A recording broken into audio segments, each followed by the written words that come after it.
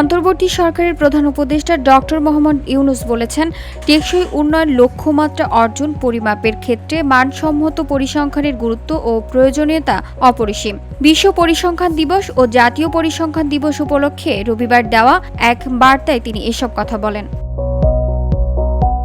Doctor Mohammad Yunus বলেন, বিশ্বের অন্যান্য দেশের মতো এবারেও বাংলাদেশ বিশ্ব পরিসংখ্যান দিবস পালিত হচ্ছে জেনে আমি আনন্দিত। এবার ২০ অক্টোবর ২০২৫ তারিখে বিশ্ব পরিসংখ্যান দিবস ও জাতীয় পরিসংখ্যান দিবস একযোগে পালিত হচ্ছে। এবারের প্রতিপাদ্য driving change youth quality statistics and data for everyone, যা বর্তমান প্রেক্ষাপটে অত্যন্ত সমোপযোগী ও তাৎপর্যপূর্ণ।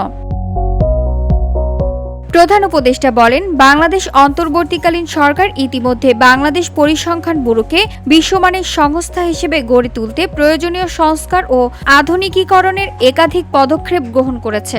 এসব পদক্ষেপ বাস্তবায়িত হলে তা উপাত্ত সংগ্রহ, বিশ্লেষণ ও প্রকাশ প্রক্রিয়াকে আরও কার্যকর, প্রযুক্তি নির্ভর ও আন্তর্জাতিক মানসম্মত করে তুলবে।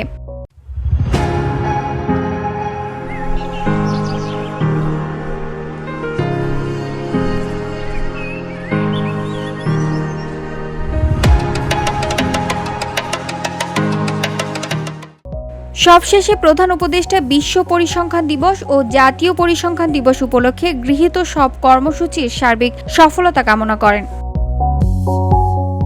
VOD Bangla news desk.